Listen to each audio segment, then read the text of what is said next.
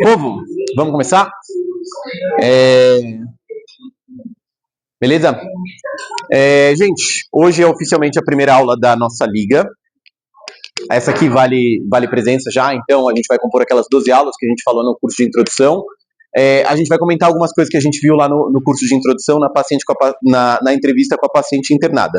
Mas hoje temos mais tempo, já aviso, essa vai ser uma aula um pouco mais densa, provavelmente a aula mais densa do ano, peço perdão, 5 da tarde, ninguém está com atenção voluntária 100%. Eu vou tentar rechear essa aula de exemplos hoje. Não sei se vocês notaram, a gente está gravando hoje a aula. Eu geralmente dou exemplos de mundo real. Por questões de ética e por questões de essa aula será pública daqui a pouco, a gente vai nos ater a desenhos animados e filmes para alguns exemplos, tá bom, pessoal? Aproveitando que a gente tem mais tempo hoje, deixa eu fazer o datafolha que eu fiz rapidinho na semana passada, vi que já diminuiu o quórum da semana passada, curso de introdução é sempre mais cheio do que a liga comum. Levanta a mão quem é do primeiro ano. Ah, dessa vez a maioria. Tá bem. Levanta a mão segundo ano. Terceiro. Quarto. Alguém? Nossa, bastante gente do quarto. Temos algum interno na sala? Não?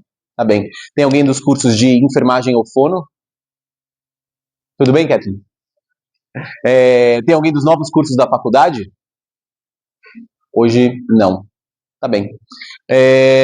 Pessoal, seguinte, imagino então que pelas mãos levantadas, pelo menos para a maioria esmagadora de vocês aí, 80, 90% da sala, essa vai ser a primeira aula de vocês de exame psíquico. Então eu tenho que fundar os tijolinhos, eu tenho que dar a base, eu tenho que fazer a introdução para o que a gente faz na psiquiatria.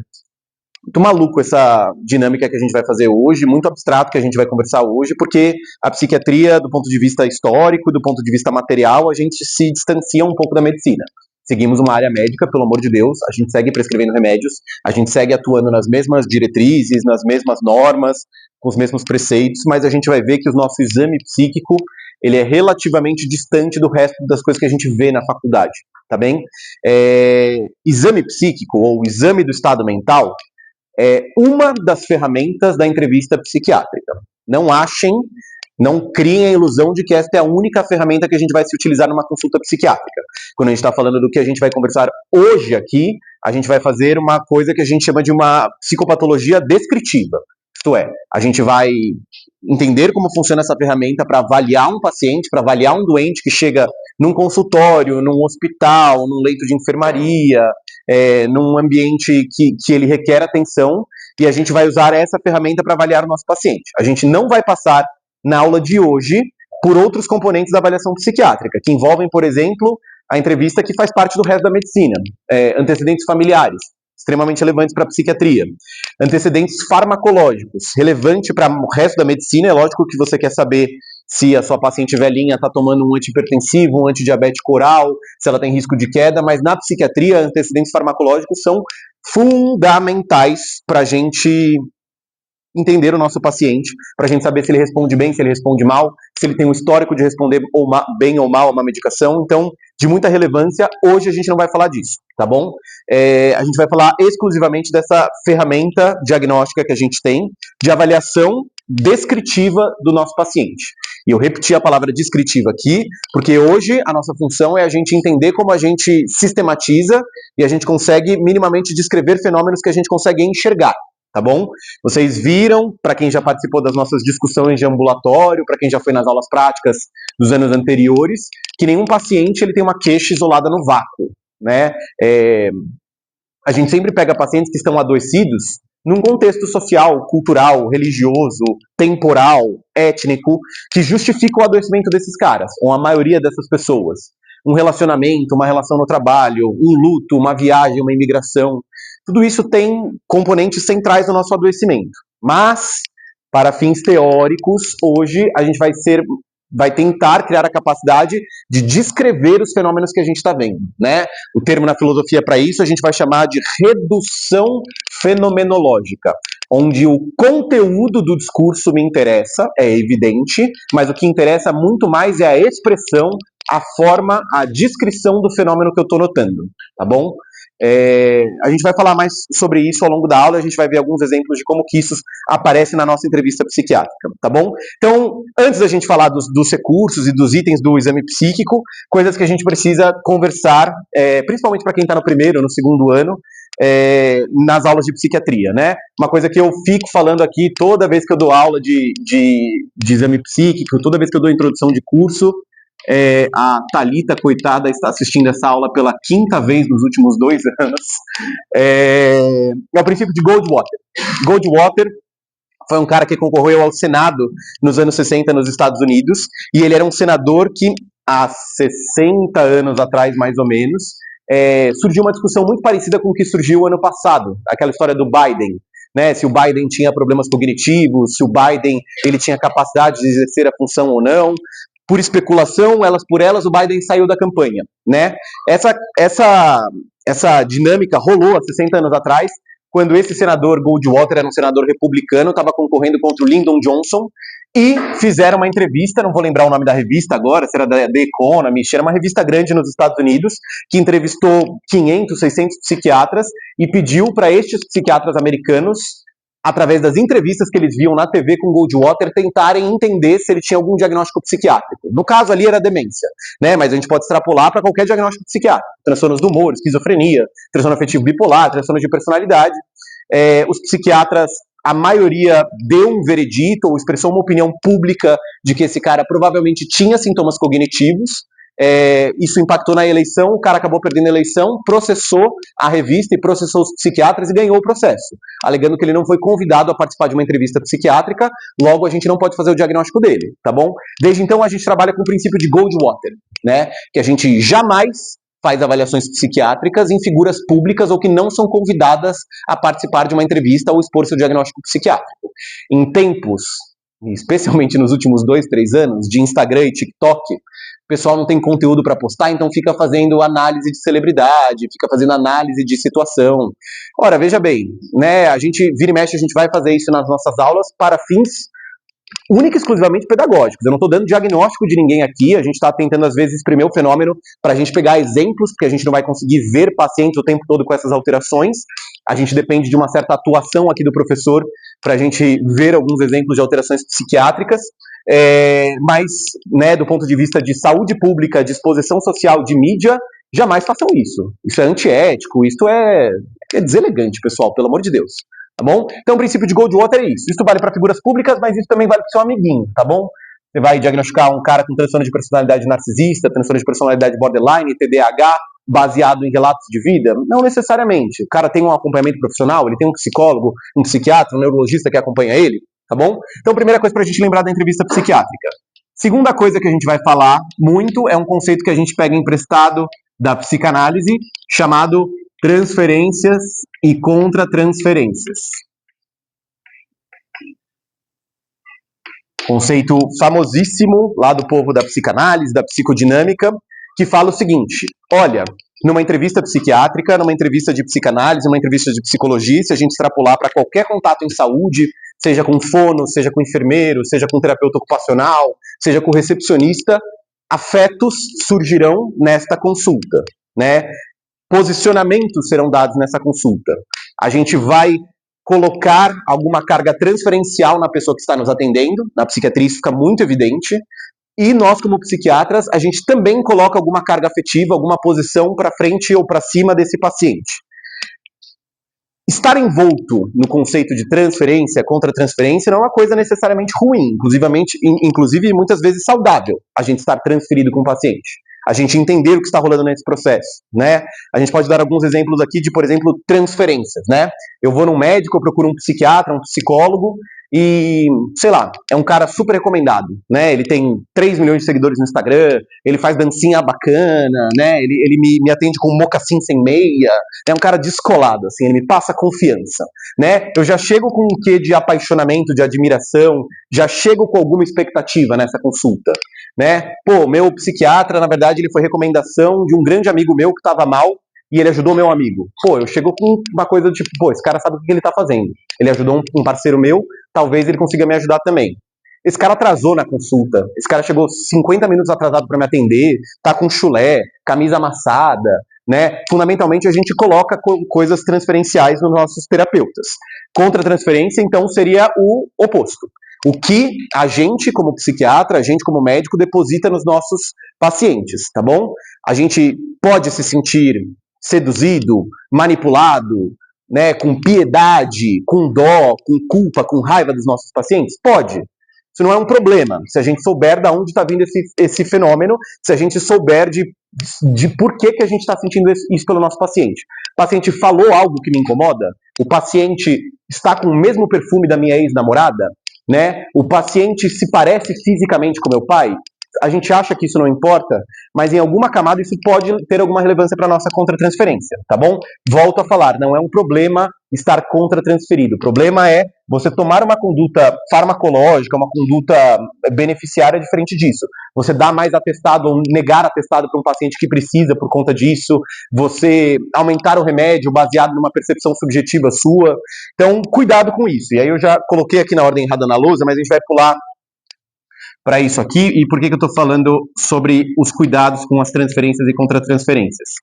Uma coisa que a gente preza muito na psiquiatria chama-se capacidade negativa, tá bom? É um termo que a gente pega emprestado, dessa vez de poetas americanos, que descreviam um fenômeno de um reducionismo afetivo quando a gente está observando um fenômeno psíquico. Capacidade negativa é a capacidade de entrar numa consulta psiquiátrica zerado ou supostamente zerado de qualquer pré-determinação social.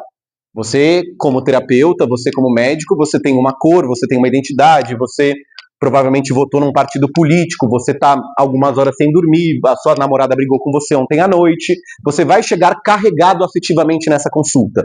Capacidade negativa a gente sempre fala na residência, o R1, que está 3 dias de plantão, está com a mesma cueca já 72 horas, né? O almoço dele foi 2 pão de alho, né? Ele chega ferrado na consulta. A ideia da capacidade negativa é a gente ficar resetado, a gente entrar numa consulta o mais possível, o mais próximo possível de zerado afetivamente frente a preceitos sociais, frente a questões pessoais nossas. Então, né, no português popular, tanto faz se a gente está dormindo mal, tanto faz se eu briguei com a minha namorada, com a minha mãe, com o meu preceptor, eu tenho que atender todos os pacientes da melhor forma possível. Isso não pode interferir porque eu tô, né, segunda-feira, 8 da manhã, acabou de começar minha semana, eu vou demorar 2 horas para atender, aí chega 5 da tarde, eu vou demorar 15 minutos para atender. Isso não existe, pelo amor de Deus. Tá bom? Intimamente relacionado a isso aqui, tá? Se a gente não coloca para cheque a nossa capacidade negativa, geralmente a nossa contratransferência sai esquisita, tá bom? Ou pode se tornar esquisita. Outra coisa que a gente vai avaliar, e a gente só vai citar, a gente não vai conversar sobre isso na aula de hoje, são coisas que vocês provavelmente já devem ter discutido na psicologia médica. Acho que não, né? Estamos em maio agora. Eventualmente, se vocês não discutiram, aparece no currículo de vocês. É outro conceito que a gente vai pegar emprestado da psicanálise, da psicodinâmica, chamado mecanismos de defesa, tá? São fenômenos observáveis, são fenômenos que a gente descreve na nossa entrevista psiquiátrica, a gente nota, a gente vai dar hoje pouca importância para isso, porque não é a matéria da aula, mas a gente sabe que a gente consegue observar certos tipos de funcionamento de defesas psíquicas que o nosso organismo faz, o nosso psiquismo faz, no caso, né? Exemplos que a gente vai se utilizar na liga ao longo do ano, né? Eu vou pegar 2 exemplos aqui, talvez, dos extremos, né? O mecanismo de defesa que a gente considera mais regredido, mais primitivo, é o mecanismo da negação, né? De existir um sofrimento real, existir um sofrimento concreto, e aí o paciente ter uma total negação sobre aquilo. Não estou entendendo, João. Provavelmente vocês devem lembrar da primeira nota de morfologia de vocês. Não sei se foi banho de sangue, mas na época que eu fiz faculdade, eu era um aluno do colegial, né? Tô velho. Eu era um aluno do ensino médio relativamente bom, tirava notas boas, tal, cursinho. E aí eu cheguei aqui, e a minha primeira nota de morfo foi 1.3, né? E a média da sala acho que foi 1.7, um negócio assim, né? E aí você começa a fazer aquelas contas, né? Do tipo assim, bom, se eu tirei 1.3 na primeira prova, eu preciso tirar 14.7 na segunda para conseguir passar e não pegar exame, né? E aí, um dos mecanismos de defesa que você pode se utilizar é da negação. Não, minha nota está errada. Essa não é minha nota. A professora trocou, né? Meu nome é João Pedro, o João Henrique, que vem logo antes, tá trocado ali, né? Eu devo ter tirado 7, a professora se embananou. Aí você vai lá, olha de novo, não, deve ter sido problema no sistema. Você nega aquele fato, tá bom? Cai né, eventualmente uma luz sobre você, elabora-se isso e você sai desse processo de negação se você faz mecanismos de defesa mais elaborados, tá bom? Outro exemplo de mecanismo de defesa que a gente vê na psicologia médica, de um psiquismo talvez que tenha mais estruturas psíquicas ou que seja de uma maior robustez de estruturas. Sublimação, né? Pegar um sofrimento psíquico e transformar isso em algo concreto, algo material. Aqui eu vou dar o exemplo, supostamente, da Taylor Swift, né? Toda vez que a loirinha termina com o ex-namorado dela, ela compõe uma música, ganha bilhões de dólares, mexe a economia americana, etc e tal, né? Então ela pega um sofrimento dela, coloca numa obra de arte, num trabalho, em alguma coisa nesse sentido. A gente chama isso na psicanálise, mas a psiquiatria pega emprestado isso aqui, de sublimação, tá bom? A gente vai falar só disso hoje. Isso aqui eu cometi assim, se um psicanalista for assistir essa aula depois, eles vão falar que eu cometi um assassinato. Mas o reducionismo, ele tem dessas, tá bom? Última coisa que a gente vai falar, pessoal, é que, apesar de não ser o objeto da aula de hoje, toda anamnese psiquiátrica, toda entrevista psíquica possui um contexto. Eu estou internado num hospital psiquiátrico, meu trabalho é uma desgraça, minha namorada consistentemente me humilha do ponto de vista psicológico, eu estou num processo de, sei lá, eu estou foragido da polícia, não posso contar todas as informações que eu tenho nesse exato momento. Então a gente nunca vai, numa entrevista psiquiátrica, ignorar o contexto do sintoma do meu paciente. Né? Se a gente exclui isso aqui da aula de hoje, se a gente não entende que a gente está entrevistando um paciente num contexto, pessoal, chat GPT daqui a pouco substitui a gente, as inteligências artificiais daqui a pouco substituem a gente, né? Volto a falar, quando a gente vai falar de sofrimentos psíquicos, o paciente vai falar, tô dormindo mal, tô escutando vozes, tô deprimido, né?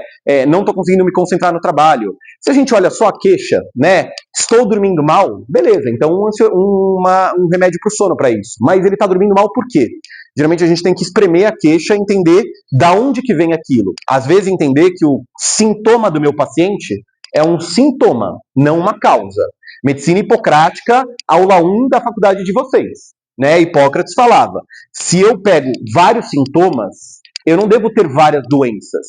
É muito mais fácil eu explicar todos os meus sintomas através de uma única etiologia do que eu ter 7 sintomas e 7 doenças diferentes. A gente na psiquiatria trabalha sobre esse preceito. Então, cuidado, quando a gente vai falar de psiquiatria, às vezes a gente vai pegar pacientes que a gente chama de polimórficos, múltiplos sintomas. Compulsão alimentar, insônia, dificuldade em relacionamentos interpessoais, crise de raiva, dificuldade, queda na libido, dificuldade de concentração. Significa que o cara tem 7 diagnósticos, um referente a cada um desses? Provavelmente não. Provavelmente é um diagnóstico que agrupa tudo isso, tá bom? Então, pra gente lembrar do nosso contexto, beleza? Dito isso, a gente vai espremer agora, né, através da psicopatologia descritiva, fenômenos que a gente consegue observar, que a gente consegue colocar num papel, a gente consegue colocar num mapa dos nossos pacientes, tá bom? A gente sempre começa as introduções e as aulas de exame psíquico com 2 referências, tá, pessoal? Aqui, nessa faculdade, pelo menos, as referências que a gente gosta de se utilizar é o Dal Galarrondo, é um autor da Unicamp, que escreveu um livro sobre, eu não vou lembrar se ele usa a palavra semiologia ou propedêutica, eu acho que é a mesma coisa cá entre nós, mas né, tem gente que discorda, mas ele escreve um livro sobre propedêutica psiquiátrica ou propedêutica do exame psíquico. Um outro autor que a gente gosta de se utilizar é um cara chamado Chenio, que é um cara da UFRJ, tá bom? São 2 livros que tem na biblioteca, são 2 livros que às vezes a gente se utiliza para dar exemplos nessa aula, tá bom? E para descrever a ordem do exame psíquico. Então, quando a gente está descrevendo o exame psíquico de paciente, a primeira coisa que a gente vai notar num paciente é a apresentação desse paciente. Beleza? E aí, quando eu digo apresentação, é a apresentação no sentido literal da coisa. Como o meu paciente está portado, como o meu paciente está vestido, tá bom? E aqui a gente vai suprimir a avaliação da apresentação em 2. Vestes e higiene. Começamos com o conceito da psicopatologia descritiva. Nós não somos policiais da moda, nós não somos a Constanza Pascolato para saber se xadrez combina com estrada. Né? A gente não vai ficar falando que o paciente está mal vestido porque ele está com, sei lá, o que não está na moda hoje em dia? Cintura alta ou cintura baixa na calça? Tá saindo de moda a cintura alta, né? Voltou a calça da Shakira agora, né?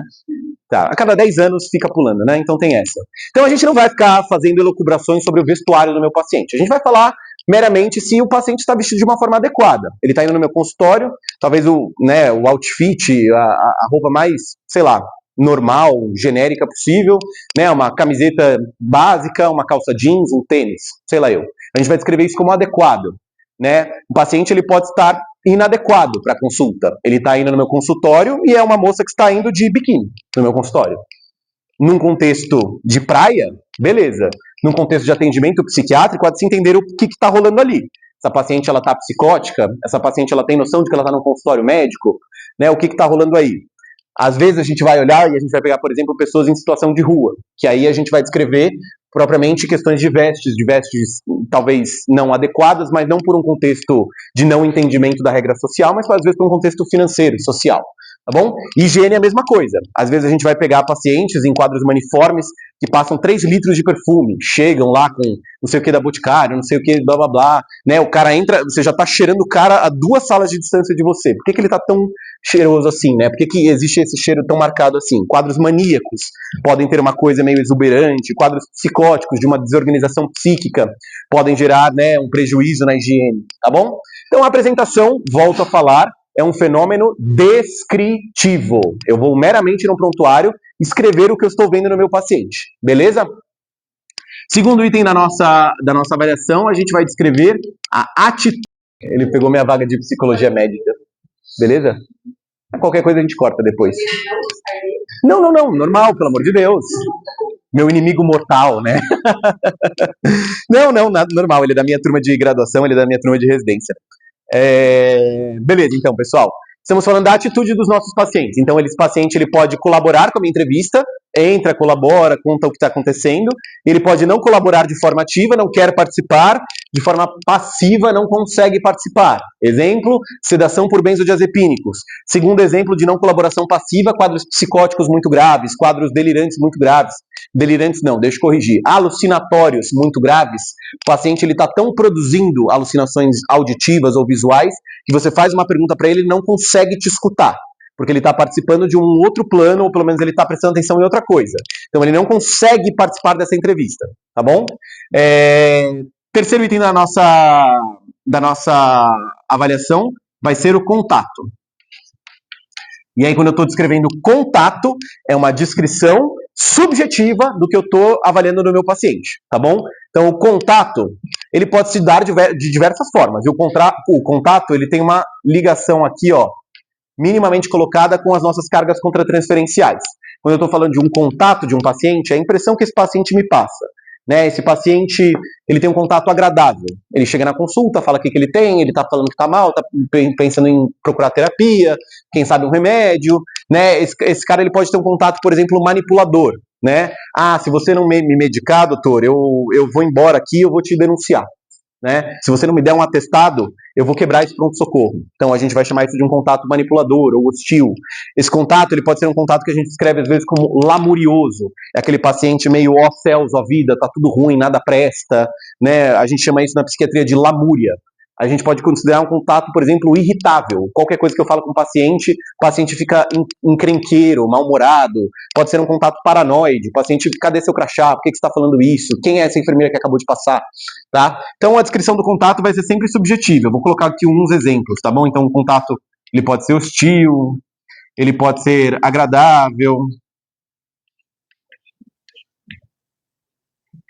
ele pode ser um contato cômico, pode ser um contato lamurioso. Volto a falar, pessoal, isso aqui é um prontuário médico. Não é para fazer juízo de valor em prontuário médico. Não é porque você não gostou do cara que você vai descrever contato xarope. Não existe isso. Você vai descrever assim um contato irritável, né, que houveram questões contratransferenciais, né, mas você nunca vai descrever paciente mala sem alça, né, coisas nesse sentido. A gente vai tentar reduzir o fenômeno e descrever o que a gente está notando ali naquela entrevista, tá bom? E entender que às vezes isso pode estar relacionado a gente também. Beleza? Quarto item da nossa avaliação, e aqui vai começar o assassinato dessa aula. Consciência. Povo do primeiro e do segundo ano não precisa responder. Povo do terceiro e do quarto. Alguém está pensando em prestar psiquiatria? As meninas da liga. Temos aí uns caboclos. Temos um cara ali atrás também. Quando a gente está falando de consciência, pessoal, consciência nas nossas aulas da residência são 2 aulas de 2 horas, tá? A gente vai ter que contar em 5 minutos o que é consciência. E aí eu vou cometer um assassinato aqui, tá?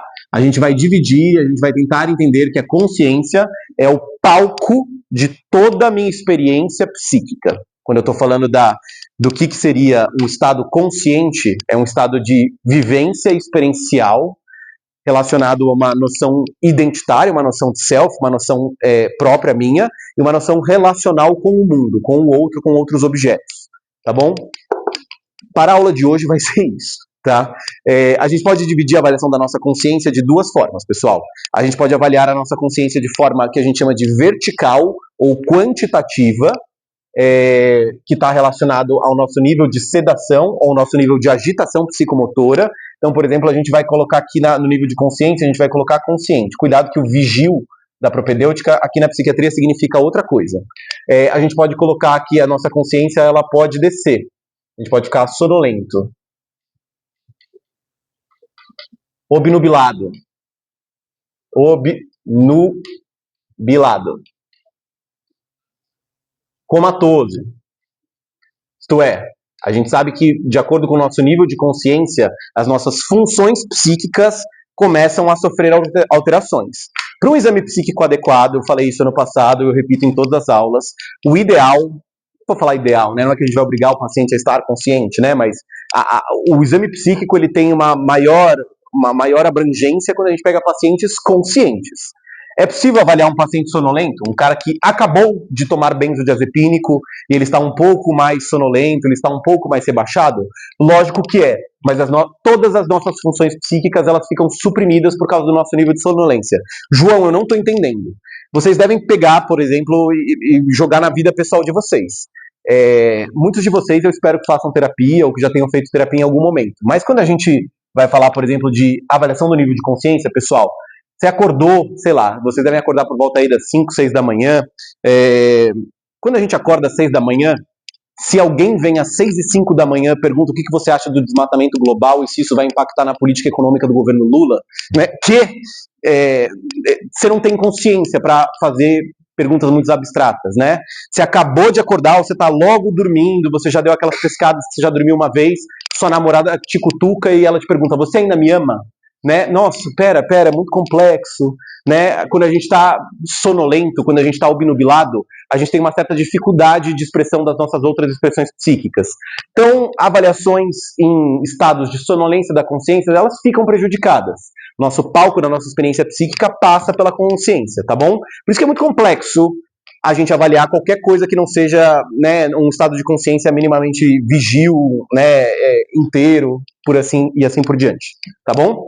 Quando a gente fala das alterações do campo vivencial, quando a gente está falando das alterações qualitativas, a gente está falando sobre um horizonte que a nossa consciência atinge, tá? Então aqui a gente vai colocar o eu e aqui a gente vai colocar o outro.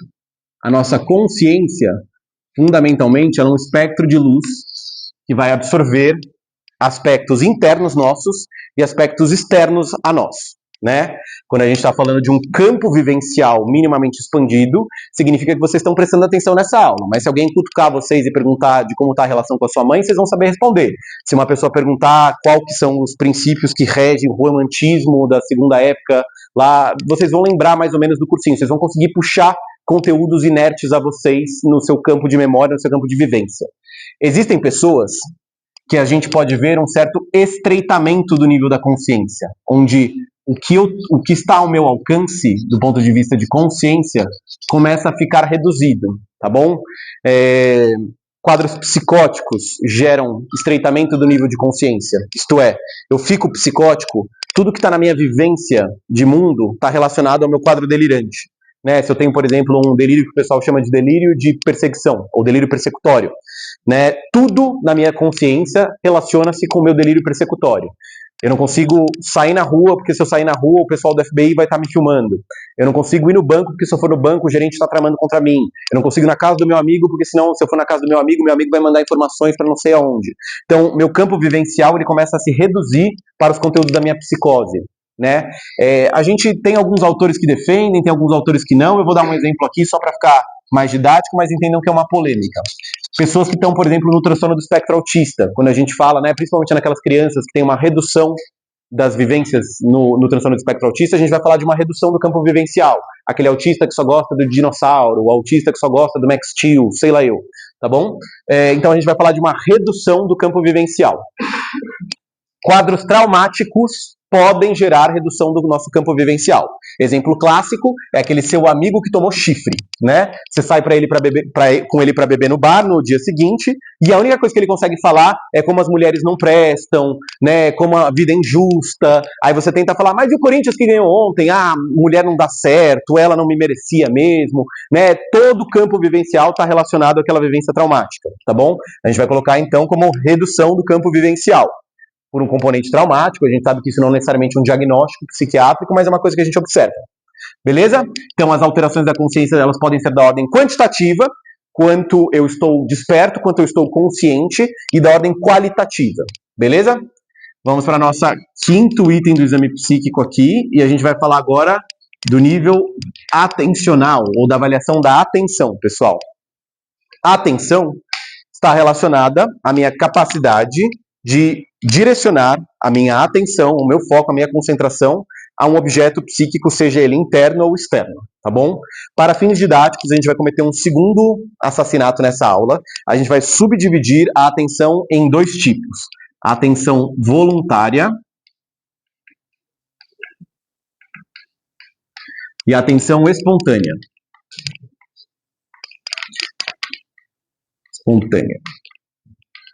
Atenção voluntária seria a minha capacidade de direcionar a atenção a um objeto específico. Então, eu estou lendo um livro na minha sala de estar. Eu consigo manter o foco nesse livro, independente se tem alguém passando vassoura do lado, se o passarinho está cantando no fundo, se toca a campainha. Eu estou mantendo foco na minha atenção, tá bom? A atenção voluntária está relacionada, por exemplo, vocês estão aqui na aula de hoje, a maioria de vocês está prestando atenção em mim, ou minimamente prestando atenção em mim. Estatisticamente, sempre tem uns 10% que já foram, eu conto uma piadinha, eu falo mais alto, a gente volta a atenção de vocês, tá bom? A atenção espontânea está relacionado, não a atenção direcionada a um objeto, mas a atenção que fica suspensa para um objeto difuso. Isto é, o que está relacionado ao meu meio. Exemplo de atenção espontânea seria, no exemplo, na historinha aqui, onde você está lendo um livro, você está prestando atenção no capítulo lá. A campainha toca, quem dá a função psíquica para você prestar atenção na campainha é a atenção espontânea, tá bom? A gente está prestando atenção nessa aula aqui. Se alguém entra ali, bate na porta, se alguém desliga a luz, a sua primeira reação é olhar por que a luz desligou, quem está batendo na porta. Se a aula está extremamente interessante, a gente consegue suprimir a sua atenção espontânea. Se a aula está extremamente desinteressante, a sua atenção espontânea que aumenta. E aí você fica distraível, né? Qualquer coisa chama a sua atenção, tá bom? Exemplo clássico de onde a nossa atenção voluntária geralmente está mais aumentada é quando a gente está fazendo, por exemplo, prova, vestibular, né? A gente está desesperadamente prestando atenção em um objeto. A atenção espontânea aumentada talvez seja você cruzando Amaral Gurgel às 3 da manhã, né? Todo estímulo deve ser do seu interesse. Por que aquele cara já passou por mim? Por que essa luz apagou do nada? Por que o farol ficou vermelho do nada? Né? A atenção espontânea, ela é decantada, ela é colhida de acordo com isso. E aí é difícil você prestar atenção no seu amigo do lado da Amaral Gurgel, tá bom?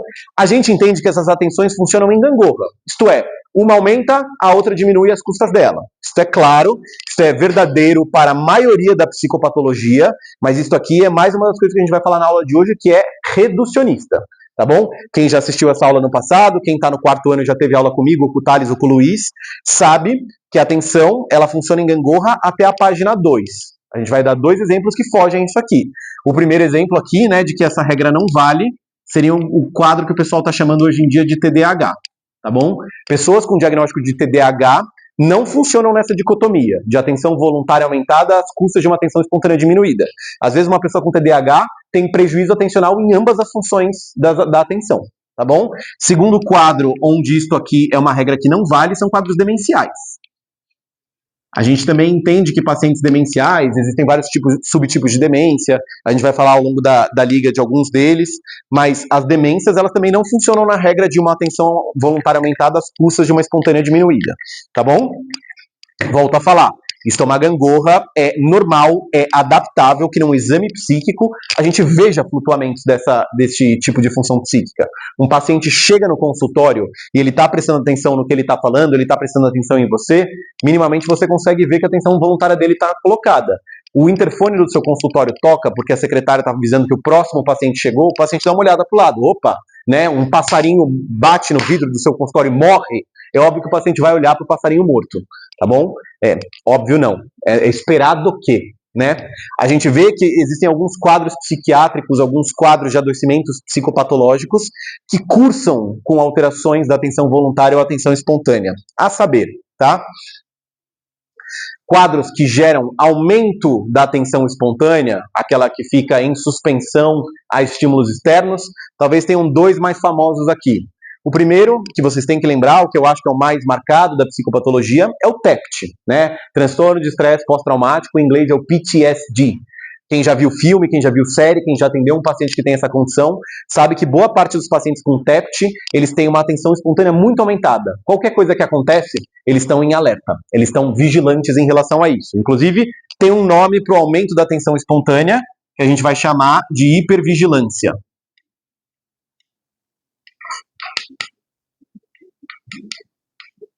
Mas uma pessoa que tem TEPT é muito comum, né, a gente vê em quadros de hipervigilância muito marcados. Não consegue ir num bloco de carnaval que tudo é estímulo. Não consegue ir para uma festa que qualquer presença incomoda. Né, a gente vai chamar isso de hipervigilância. Segundo quadro que a gente tem que lembrar nessa liga aqui, porque a gente vai entrevistar alguns pacientes internados, ou a ideia é que a gente veja ao longo do nosso ano, são pacientes, por exemplo, em surtos psicóticos, né? Surtos psicóticos onde a pessoa está extremamente paranoide, a pessoa está extremamente persecutória, pode cursar com uma hipervigilância, né? O cara entra na consulta com você e ele fala, por que você está com esse crachá aí? Aí ele volta na semana seguinte, você estava com outro crachá. Você trocou a meia, inclusive? Né? O cara está constantemente alheio. Quem que é aquele interno que acabou de passar? Por que aquela enfermeira entrou aqui? Né? Mas um paciente muito psicótico, ele pode cursar um quadro que a gente chama de hipervigilância, tá bom? Aumento da atenção voluntária, a gente vai chamar de hipertenacidade. Aqui um pouco mais específico, tá? A gente sabe que alguns quadros psicopatológicos cursam com hipertenacidade. Talvez o exemplo mais marcado aqui, pessoal, quadros maniformes, né? Um paciente, e a gente vai ter aula de transtorno afetivo bipolar ao longo da liga, mas pacientes que estão em hipomania ou mania podem cursar com aumento da atenção voluntária. Aquele paciente que está prestando atenção numa coisa, cai um meteoro do lado dele, ele não muda a atenção dele. Tá bom? Pacientes que fazem uso de psicoestimulantes, sejam eles lícitos ou ilícitos, né? Então, excitatórios do sistema nervoso central, cocaína, metanfetamina, Venvance, Ritalina, cursam geralmente com aumento de hipertenacidade ou com hipertenacidade, que a gente chama, tá bom? São alguns exemplos que geram hipertenacidade. Até aí, tudo bem, pessoal? Dúvidas, questionamentos, angústias? Alguém quer fazer alguma pergunta? Tá muito abstrato? Beleza. Foi 45 minutos. Acho que dá tempo de terminar hoje. A gente vai descrever agora, pessoal, e agora a gente vai gastar nas duas funções psíquicas mais abstratas da gente ver. A primeira é a avaliação de pensamento, pessoal. Pensamento é a função psíquica, ou pelo menos é a avaliação do exame psíquico responsável pela expressão, né, do nosso discurso, pela expressão da nossa experiência interna. A avaliação do pensamento, ela começa a ficar mais delicada, ela tem um quê de subjetividade, mas a gente tenta espremer ela para caber em fenômenos objetivos observáveis, tá bom? A gente está descrevendo pensamento, tem autores que descrevem como discurso, eu entendo aqui, pelo menos para fins de psicopatologia descritiva, quase como sinônimos, tá bom? Pensamento, a gente vai subdividir a avaliação do pensamento em três. Primeiro, a gente vai descrever a velocidade do pensamento.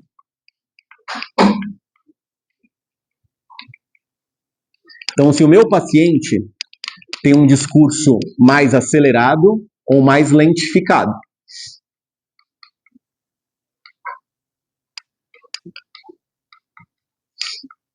Tá bom? Está relacionado à velocidade, literalmente, ao fluxo, ao jeito que meu paciente concatena ideias, tá bom? Alguém consegue dar exemplos de quadros psiquiátricos ou adoecimentos psíquicos que cursam com aceleração do pensamento? Hipomania é a resposta que todo mundo dá, mas é uma resposta mais comum, tá certo. Quadros hipomaníacos, quadros maníacos, geralmente cursam com aceleração do pensamento, mas não é o mais estatisticamente mais prevalente. Ansiedade, né? Ansiedade, pacientes ansiosos geralmente têm um aumento do fluxo de pensamento. Eu, neste presente momento, estou com um aumento do fluxo de pensamento que eu tenho que fazer caber tudo isso aqui em 2 horas antes que a bateria do meu celular acabe, tá? Então, fundamentalmente, a gente sabe que pacientes ansiosos cursam com aceleração do pensamento, pacientes em mania, alguns quadros psicóticos, pacientes que fazem uso de estimulantes, Ritalina, cocaína e assim por diante, tá bom? Quadros que geram lentificação do pensamento. Quem consegue dar exemplos? Depressão é o exemplo que todo mundo dá, e aí cuidado, tá bom? Porque para um paciente deprimido cursar com lentificação do pensamento, a gente vai entender que é uma depressão mais grave. A maioria dos pacientes deprimidos não tem alterações de velocidade de pensamento, então parcialmente verdadeiro, tá? A gente vai pegar um paciente deprimido, ele vai ter muitas alterações do humor, ele vai ter muitas alterações da psicomotricidade, mas a alteração da velocidade, geralmente a gente vai pensar em quadros deprimidos ou mais graves, ou mais arrastados, ou refratários. Então não é um bom exemplo para lembrar depressão, não, tá? Quem consegue pensar em outro? Dependência. Que tipo de dependência? Sim, existe a dependência não química também, mas que substância que gera lentificação de pensamento? Benzodiazepínicos, opioides são os 2 exemplos aqui. A psicofarmacologia, a grosso modo, divide as dependências, não. As substâncias em 3. Não sei se vocês lembram disso, quem já teve aula no passado, mas as excitatórias de sistema nervoso central, as depressoras de sistema nervoso central e as perturbadoras de sistema nervoso central, tá bom? As excitatórias, e aí vamos para o exemplo de novo de cocaína, metanfetamina, crack, lisdexanfetamina e todos os psicoestimulantes e, curiosamente, cafeína, geram aceleração psíquica, ou podem gerar aceleração psíquica, tá bom? Enquanto as lentificadoras de sistema nervoso central, benzodiazepínicos, opiáceos, geralmente eles cursam com lentificação, tá bom? Quadros demenciais podem ter lentificação de pensamento, alguns quadros psicóticos podem cursar com lentificação de pensamentos, quadros de catatonia, que a gente vai falar daqui a pouco, tá bom? Segunda coisa do nosso pensamento, a gente vai falar sobre a estrutura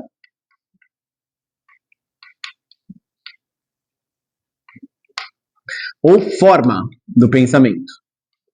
E aqui o que eu estou querendo descrever com estrutura ou forma para a gente ter um primeiro contato é gramática, pessoal. É como o meu paciente concatena ideias ao longo do discurso dele. Para a gente entender como a gente avalia a estrutura do nosso pensamento, como a gente avalia, né, num exame psíquico, como a gente descreve isso, a gente chega num psiquiatra, a gente vai ser, como paciente, bombardeado com perguntas abertas e fechadas. Uma pergunta aberta é: quantos anos você tem? A resposta é 20 e poucos, 30 e poucos. Uma pergunta fechada é: que dia é hoje? Uma pergunta fechada é, sei lá, que remédios você está tomando atualmente? E uma pergunta aberta é aquela que dá espaço para o paciente elocubrar e conversar sobre a ideia dele. O que aconteceu com o seu namoro? Né? Como é que você está na faculdade? Como você está se sentindo? Essas são perguntas abertas, né? O paciente vai explanar, ele vai descrever propriamente uma experiência psíquica interna.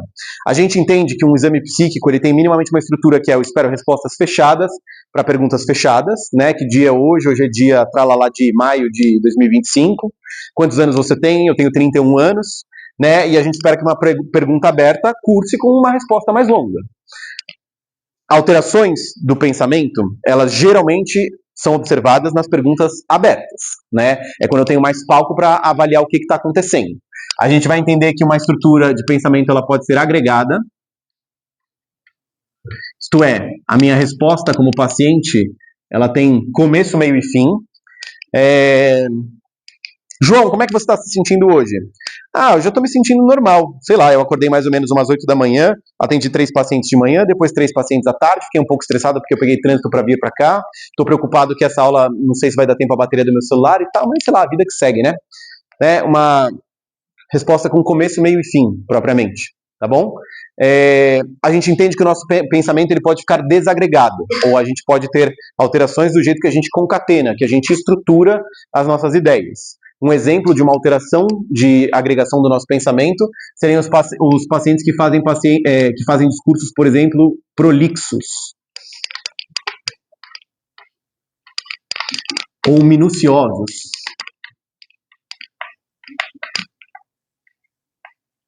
O discurso minucioso é aquele recheado em detalhes, né? Eu respondo uma pergunta aberta, mas eu dou 30 informações e dou uma valência para essas informações muito importante, né? João, como é que foi seu dia hoje? Ah, hoje foi bom, terça-feira, né?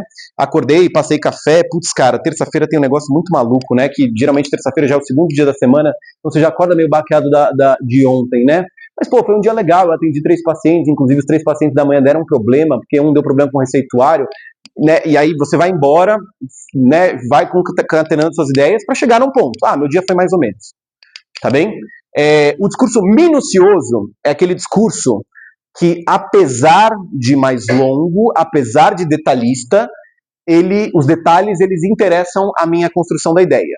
O discurso prolixo é que os detalhes não interessam a construção da minha ideia, tá bom?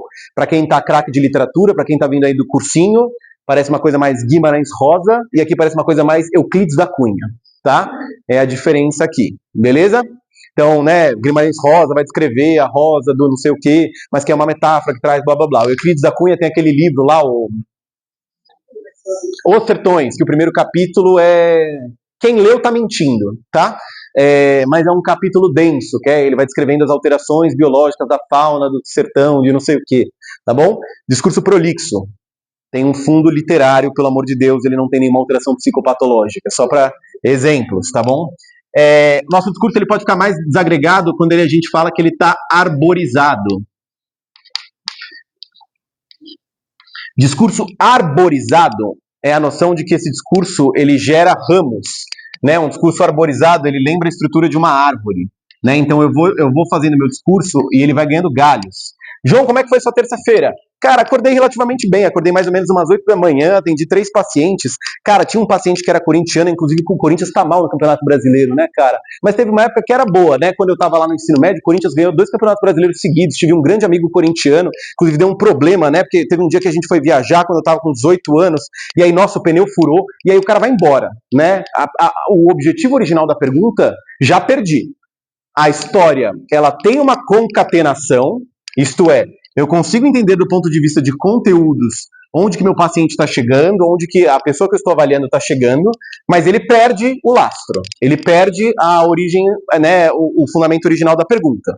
Para um paciente que tem discurso arborizado, é muito legal a gente perguntar, qual foi a pergunta que eu fiz mesmo? Né, você volta na pergunta original. Ah, você tinha perguntado o que eu tinha feito no meu dia. Aí ele arboriza de novo, tá bom?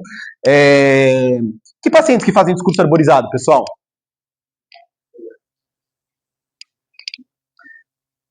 Pode chutar, gente. Vocês estão no primeiro ano, tá tudo bem.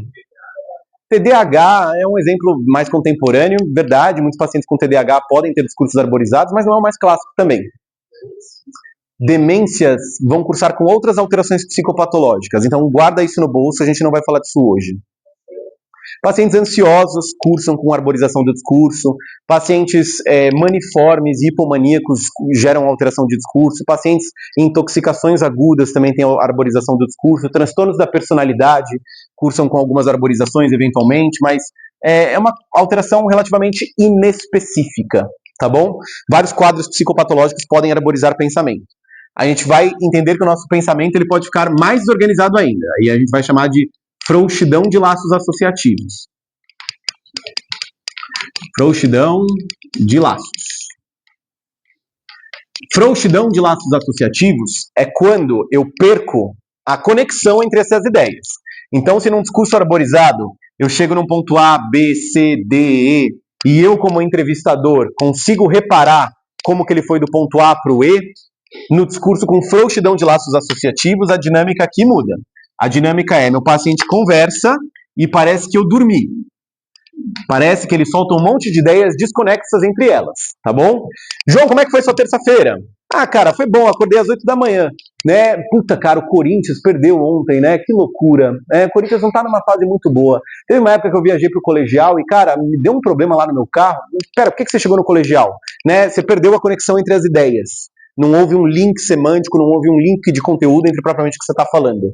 É aquele discurso clássico, para quem aqui já dormiu na faculdade, quem teve aquelas aulas de 4 horas, que você pisca, o que está acontecendo nessa aula? Tá? Gera essa sensação esquisita na gente, a frouxidão de laços associativos. Aqui a gente está falando de pacientes talvez de um nível maior de desorganização. Quadros psicóticos, quadros maniformes mais importantes, aí sim entram as demências com frouxidão de laços associativos, tá bom?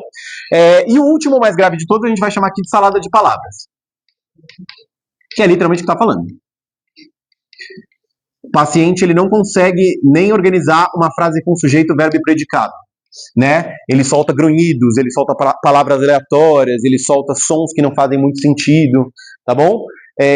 A gente pode ver alterações do discurso dos nossos pacientes ao longo de uma entrevista psiquiátrica. Não é porque meu paciente fez uma arborização ao longo da consulta que eu vou escrever no prontuário que ele está arborizado. Se eu for muito minucioso, eu vou escrever, olha, paciente com estrutura de discurso agregado com momentos de arborização do pensamento. Né? Mas a gente sabe que tem pacientes que ao longo da consulta é normal, a gente dá uma escapada aqui e ali, ser mais minucioso num detalhe, ser mais monossilábico em outro, tá bom? Então a gente vai descrever a estrutura do pensamento dessa seguinte maneira. Beleza, pessoal? Até aí, tudo bem? Vocês estão dando bastante exemplo de TDAH nesses últimos anos, né? Engraçado.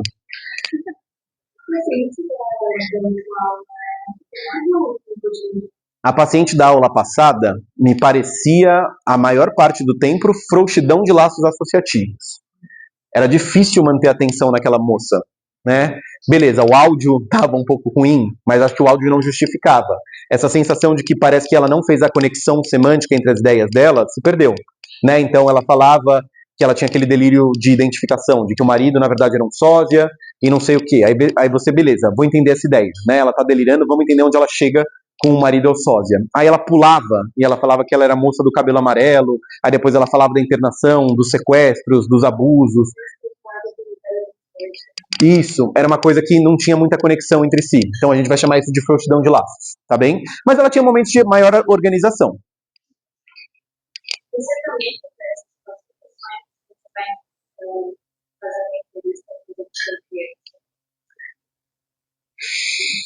Posso não responder sua pergunta hoje? A gente conversa no final da aula, tá? A avaliação de crianças e adolescentes tem algumas particularidades. A psicopatologia é a mesma do que adultos, mas a gente sabe que a gente vai dar mais ênfase ou menos ênfase de acordo com o estágio de desenvolvimento da criança e a psicopatologia que a gente está investigando. Né? Por exemplo, a gente não vai avaliar, por exemplo, conteúdo de pensamento, estrutura de pensamento, na mesma forma de, por exemplo, um aluno de medicina, um aluno de enfermagem, do que a gente vai avaliar um aluno que está se alfabetizando. Né? A gente sabe que tem nuances, que tem algumas particularidades. Então, quando a gente fala de psiquiatria infantil, está muito relacionado aos estágios do desenvolvimento daquela criança. Então, essa é a resposta curta. Depois a gente fala, tá? Beleza, pessoal? Quando a gente está falando, então, vou apagar aqui. Do terceiro item que a gente avalia no nosso pensamento, a gente está falando agora aqui do conteúdo do nosso pensamento. E aí o que eu estou falando sobre conteúdo é, ao longo da minha entrevista psíquica, o que mais aparece no conteúdo do meu pensamento, né? Ao longo da minha entrevista eu falo mais sobre o meu namoro, eu falo mais sobre o meu trabalho, eu falo mais sobre um abuso, sobre uma questão de gênero, sobre uma questão política, sobre uma questão familiar, o que aparece com maior prevalência de conteúdo ao longo da minha entrevista, tá bom? A gente sabe que se existe um sofrimento subjetivo, um quadro ansioso, um quadro depressivo, um quadro psicótico, o conteúdo que vai predominar naquela consulta geralmente é de muito interesse do psiquiatra, tá bom? A gente vai descrever aqui, a grosso modo, nessa primeira aula, só pra gente não comer muito tempo, de duas formas. Um conteúdo não delirante e o conteúdo delirante propriamente. Não sei se vocês lembram da aula passada, mas a mocinha que a gente entrevistou, que estava internada no hospital, ela tinha um conteúdo de pensamento delirante. E aí, para quem estava anotando a aula passada, um delírio, pelo menos para a psiquiatria contemporânea, ele tem 4 motes, né? Ou pelo menos ele tem 4 características definidoras. Primeiro, um delírio ele é absurdo. Ou um delírio ele é irreal. ou um delírio ele é fictício, isto é, ele é uma ideia não compartilhada pela lógica vigente, né? Não dá para teletransportar, não dá para ler mentes, não dá para você ser duas pessoas ao mesmo tempo, não dá para o povo lagarto dominar o mundo, estar escondido na sua casa, disfarçado da sua avó e botando veneno no seu cereal, tá? Conteúdos de pensamento delirante, eles geralmente não, como por definição, primeira característica é eles são absurdos, eles são irreais, eles são ilógicos, de acordo com a psiquiatria mais tradicional, tá bom? Segunda característica dos delírios, eles têm uma característica de centralidade. Se eu pego um paciente delirante, tudo envolto na experiência psíquica, no campo vivencial do meu paciente, está envolto por aquela questão delirante. Então, se eu sou um paciente que tem, por exemplo, sou um paciente esquizofrênico que tem um surto psicótico e estou com delírios persecutórios, tudo na minha vida vai envolver meu delírio persecutório. Se eu sou, por exemplo, um paciente que tem um quadro que chama-se depressão psicótica, e naquele presente momento a minha depressão fala que meu corpo está morto, de que eu estou morto, tudo na minha vivência, tudo que eu perguntar, tudo que for respondido será envolto por essa dinâmica delirante. Então, por isso que a gente fala que toma centralidade na vivência dos nossos pacientes, pessoal. Beleza? Terceira característica, ele é não argumentável.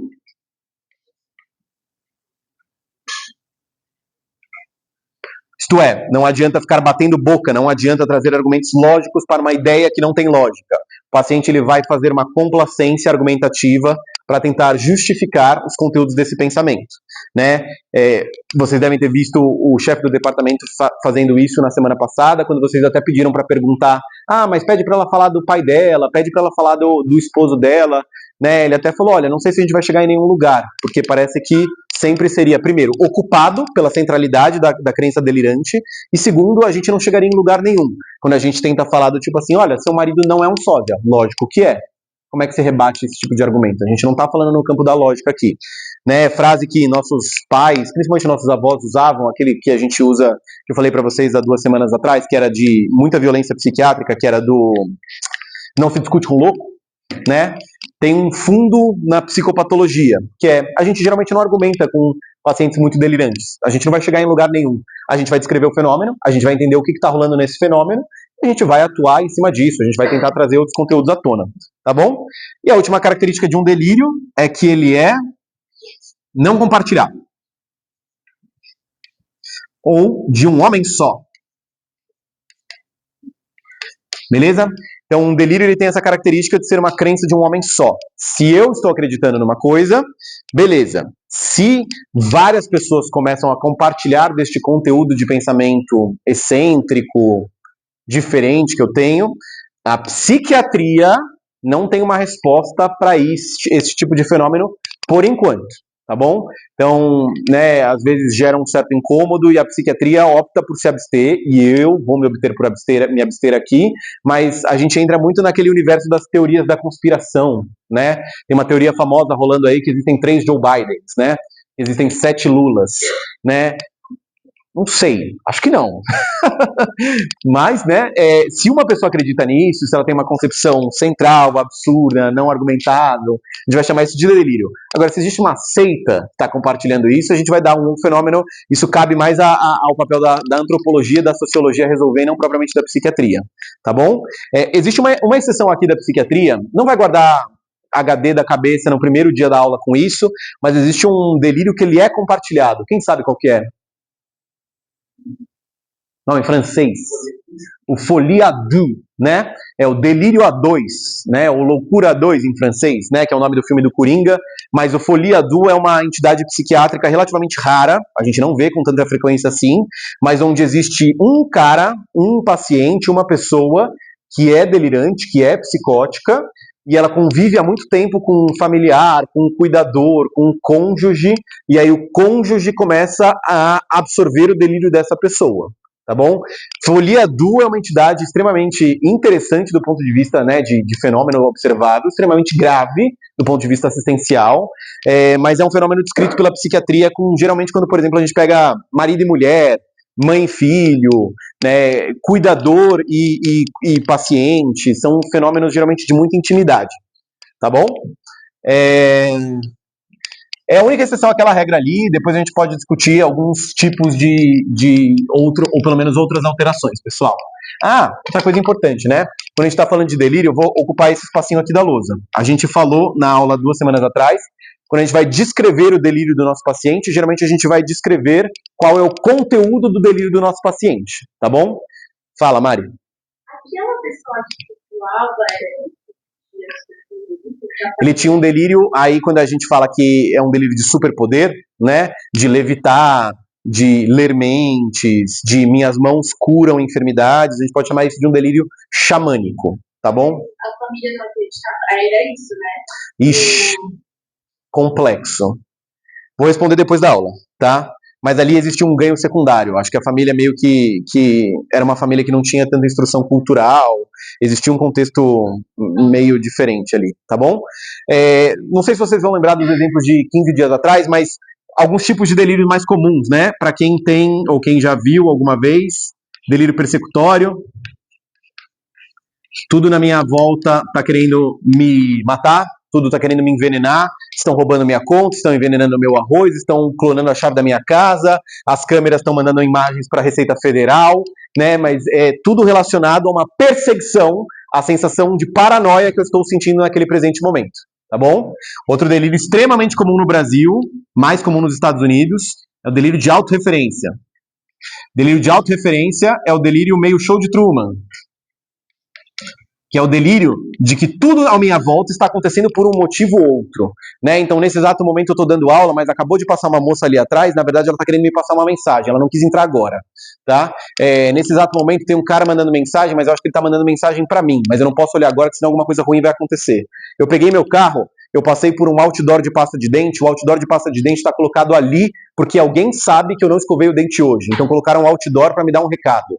O Faustão está avisando que horas são, para ele falar que eu tô atrasado para me encontrar alguma pessoa, né? Então, tudo que acontece à minha volta num delírio de autorreferência, se eu tenho um delírio de autorreferência, é uma mensagem secreta, é algum tipo de código, algum tipo de criptografia relacionada a uma mensagem que está sendo mandada para mim.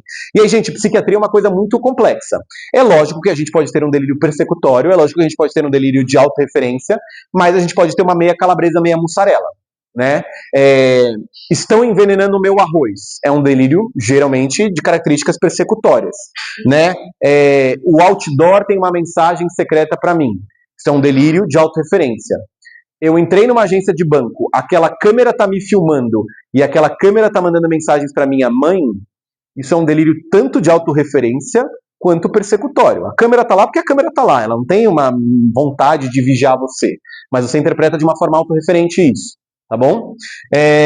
O delírio ele pode ser, então, místico-religioso, relacionado a temas religiosos, relacionados a interpretações da Bíblia, do Alcorão, de linhas ocidentais. O delírio ele pode ser erotomaníaco. Delírio erotomaníaco é aquele erotomaníaco. É aquele que geralmente dá documentário na Netflix. É aquelas pacientes que têm delírios de que estão apaixonados, ou que são amantes, ou que são casados com celebridades, né? Então, delírio erotomaníaco é eu falar para vocês, então, na verdade eu sou o noivo da Ana Hickman, ela só não sabe disso, tá? Isso é um delírio erotomaníaco, tá? Delírios erotomaníacos geralmente são relacionados a figuras de poder ou celebridades. Então, quando eu tenho um delírio erotomaníaco, geralmente é com o meu chefe, com o meu professor, com um supervisor de mestrado ou com uma celebridade, tipo, sei lá, Faustão e assim por diante, tá bom? Selena Gomez. Outros delírios mais comuns ou que aparecem com alguma frequência, delírio de grandeza, né? Eu sou o presidente do Brasil, eu sou o conselheiro da ONU, eu sou dono desse hospital, eu sou diretor da faculdade, só não sabem ainda, né? Mas delírios de grandeza, delírios de ruína, que são aqueles delírios, por exemplo, do Brás Cubas, né? O meu braço morreu, eu não controlo mais ele. E por que é interessante a gente falar sobre o conteúdo dos nossos delírios, pessoal? Porque quando a gente vai avaliar, por exemplo, um paciente com um transtorno afetivo bipolar, é uma das aplicações. Pacientes que têm transtorno afetivo bipolar, geralmente, não é regra, mas é um padrão, o nosso delírio congrui com o nosso humor.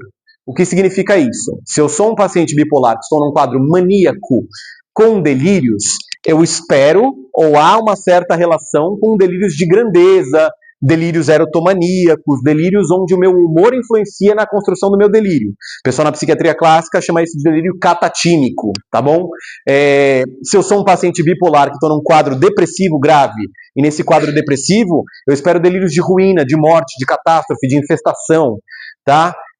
Se eu sou um paciente bipolar que, mediante um episódio maniforme, estou acelerado, estou me expondo a riscos, estou com humor elevado, estou dormindo pouco, e eu tenho um delírio não congruente com o meu humor, primeiro, há de se rever o diagnóstico, ou há de pelo menos pensar-se se o diagnóstico está correto. Segundo, se for de fato um paciente que a gente já tem histórico robusto, de que já aconteceu isso aqui, a gente entende que, na verdade, isso é um paciente mais grave, geralmente. Um paciente que tem delírios não congruentes, geralmente é um paciente mais refratário, um paciente que demora a responder, um paciente que responde a doses mais altas de estabilizadores de humor, tá bom? Então, quando a gente está falando de transtorno afetivo bipolar, é super interessante a gente identificar o conteúdo do nosso delírio. Segunda psicopatologia, que é legal a gente identificar o conteúdo do delírio, na esquizofrenia. A gente vai ter aula sobre isso mais pra frente, mas pacientes esquizofrênicos, geralmente, quando eles têm um delírio ao longo da vida, eles vão repetir esse quadro delirante em outros surtos psicóticos, se tiverem. Isto é, se eu faço um delírio persecutório com 18 anos, vou bem na minha vida, tomo antipsicótico, né, entro na faculdade, tenho um relacionamento estável, mas em algum momento as coisas começam a degringolar, perco meu namoro, começo a usar, sei lá, fumar maconha, largo os antipsicóticos, eu sei, e é relativamente comum, que os delírios que eu vou apresentar geralmente são parecidos com os primeiros. Não é uma regra, na psiquiatria não existe nada patognomônico, mas é um padrão. Beleza, pessoal? Tô vendo que vocês já estão caídos aí, né? Vou ter que começar a contar piada. Humor. Estamos no 7. Aqui a gente vai entrar, talvez, na parte mais complexa ou que demanda mais atenção da aula, mas o nosso humor a gente vai entender da seguinte maneira.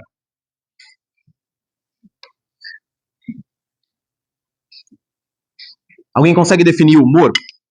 Alguém consegue tentar pensar num jeitão que a gente define o humor? O que é humor, Mari? Tá bom, pode ler.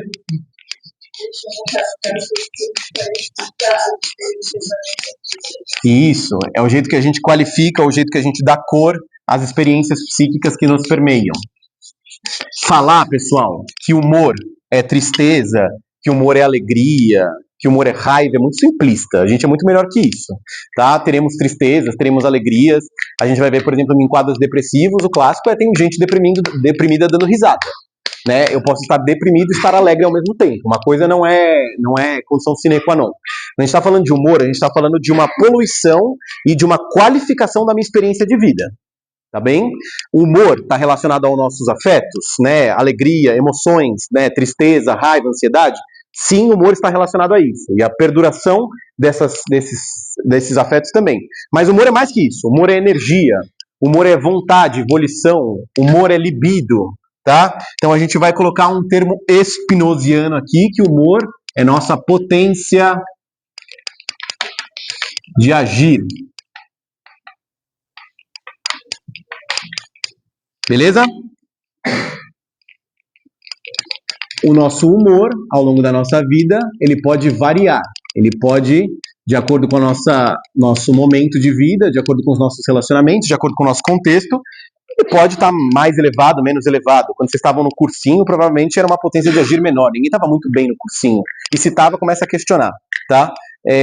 Mas potência de agir, pessoal, é o que faz a gente viver, é o que faz a gente dar cor para nossas experiências psíquicas. Por que a gente acorda de manhã? Por que a gente vai para a faculdade? Por que a gente se maqueia? Por que a gente se veste bem? Por que a gente continua pagando mensalidade de 2 bilhões de reais por ano? Né? Existe uma potência relacionada à nossa experiência psíquica. Nosso humor, ao longo da nossa vida, ele pode aumentar, ele pode diminuir, ele pode sofrer uma alteração normal, tá bom? A gente pode falar de alterações patológicas do humor quando a gente nota que essas alterações, elas são, primeiro, persistentes, isto é, elas têm uma certa cronicidade, elas impactam na nossa potência de agir de forma mais crônica, de forma mais longeva, e segundo, elas impactam a nossa funcionalidade, né? Quando a gente pega um paciente deprimido, qual que é a diferença de uma depressão e de uma tristeza? Várias. Uma definição mais chapa branca seria, primeiro, Uma depressão, diferente de uma tristeza, ela dura. A tristeza, a gente sabe que fundamentalmente a gente não perde a nossa liberdade existencial. Estou triste hoje, talvez esteja triste amanhã, eventualmente eu saio dessa. Na depressão, existe um enclausuramento desse sintoma, tá bom? Isso vale para a mania também, que a gente vai falar. Segunda coisa, impacta na nossa funcionalidade, nossa potência de agir. Se eu estou deprimido durante muito tempo, eu perco relações. Eu saio de relacionamentos amorosos, de amizades, eu deixo de sair, eu deixo de cuidar do meu corpo, eu deixo de avaliar características identitárias pessoais minhas, né? A minha identidade começa a ficar prejudicada. Então, potência de agir está relacionada a isso também, tá bom? Nosso humor, ele pode aumentar aqui, né? E quando a gente está falando de alterações persistentes da potência de agir, alterações persistentes do humor, a gente está falando de uma doença psiquiátrica muito clássica que mexe com isso aqui, tá? Para quem já está no segundo, terceiro ano de liga, para quem tem algum familiar que sofre disso aqui, a gente está falando transtorno afetivo bipolar, vulgarmente conhecido como TAB, que dá muita preguiça falar transtorno afetivo bipolar, tá bom? TAB funciona dessa maneira. Pessoas que têm transtorno afetivo bipolar, quem já assistiu aquela série Modern Love, tem um episódio da Anne Hathaway que dá mais ou menos essa bandeira. Muito legal o episódio da Anne Hathaway, a única coisa meio falsa é que ela dorme em mania e acorda deprimida, né? Quem tá em mania não dorme, tá? E não é também do dia pra noite, né? Eu passo semanas em mania para depois semanas em episódios depressivos, tá bom? Transtorno afetivo bipolar mexe muito com isso aqui, tá bom? Outra doença clássica que a gente esquece de ignorar é só se a gente apagar essa parte de cima do gráfico, né? Pacientes deprimidos, pacientes com depressão refratária, depressão melancólica, depressões atípicas, cursam com vários quadros deprimidos ao longo da vida. Mas quando eu estou avaliando o humor do meu paciente, lá no meu prontuário, eu vou descrever como está o humor dele. A gente vai colocar 3 avaliações, eu vou colocar aqui a princípio 3, são o humor eutímico, isto é, eu não vejo uma alteração de humor na minha consulta, eu posso descrever um humor aqui embaixo, eu vou chamar de humor deprimido,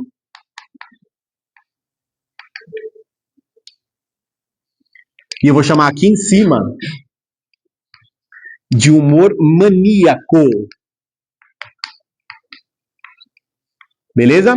Então, onde há total ausência da potência de agir e onde há o excesso de humor, ou onde há o excesso de potência.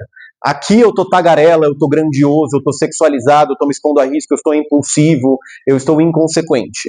Aqui eu estou, né, culposo, retraído, avólico, abúlico, né, mas tudo que me tira a potência de agir, tá bom? E aqui é geralmente o que a gente espera, ou pelo menos o que a gente fala de um humor normal. Existem 2 outras coisas que a gente escreve na psicopatologia, que é o cara que tá mal, mas não tá tão mal.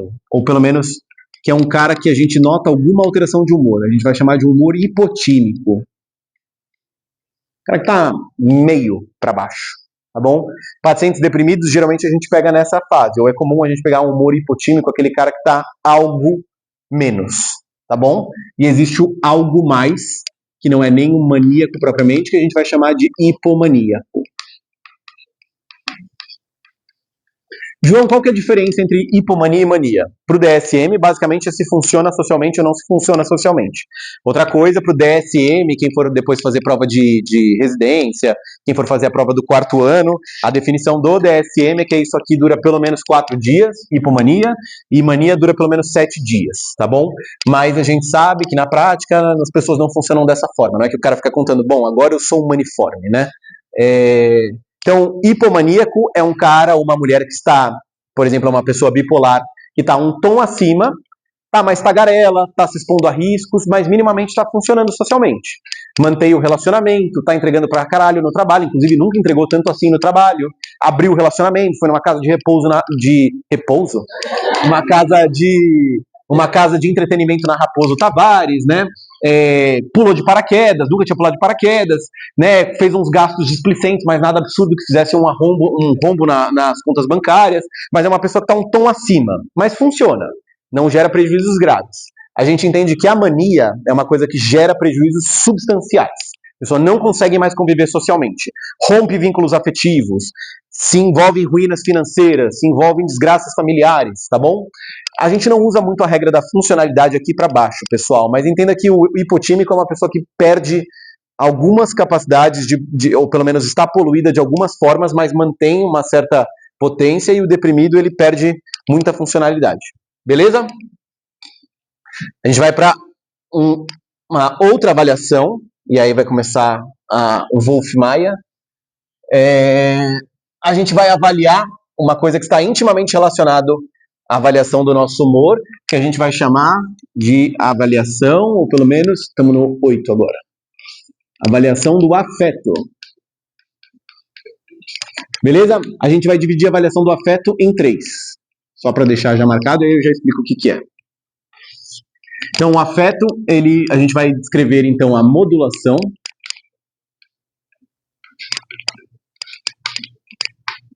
A congruência.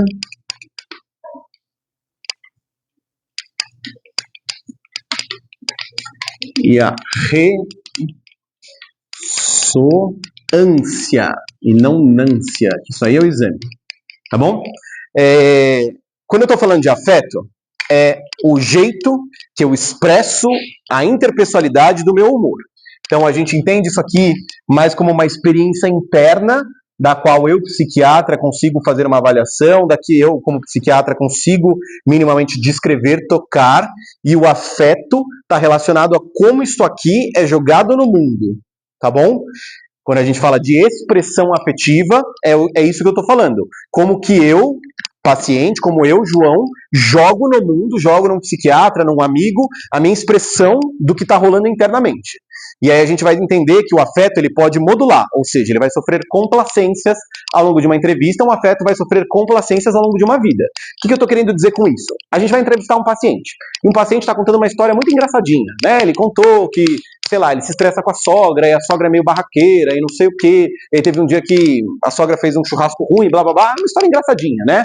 E aí, ao longo da consulta, por mais que o cara esteja deprimido, ele vai contando essa história, vai te comovendo, e vai gerando uma coisa meio hipertímica, vai gerando uma coisa meio engraçada, você vê que ele se mexe mais na cadeira, que ele fica mais acelerado, e aí ele vai contar uma história triste, de que a mãe dele morreu em 2015, de que as coisas foram muito pesadas nessa época, que ele teve que trabalhar mais, que ele teve que cortar umas refeições e tudo mais, e as coisas degringolam, né? A gente entende que a modulação significa essa certa complacência do humor, ou seja, ao longo da minha entrevista psiquiátrica, eu entendo que eu vou modulando meu afeto. Conteúdos mais engraçados eu falo de uma forma mais cômica, conteúdos mais tristes eu falo de uma forma mais séria, conteúdos mais dramáticos eu falo de uma forma mais fechada. A modulação está relacionada a isso. E aí, beleza, eu posso ter alterações da modulação do meu afeto, né?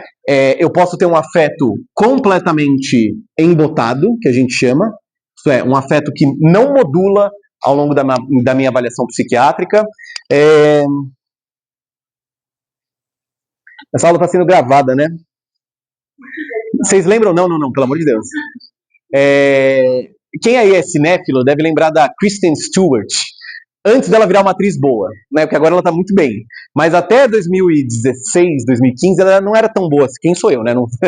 Mas assim, existia uma certa hipomodulação afetiva. Quando a gente pega esses atores muito iniciantes, a galera que não tem muito treinamento, a gente vê uma certa hipomodulação afetiva, né? Eu conto uma história triste, eu tô com a mesma expressão de uma história feliz, que é a mesma expressão de uma história meio traumática. Então, Kristen Stewart, na época do Crepúsculo, antes do Crepúsculo, mais ou menos assim, tá? Vários exemplos, né?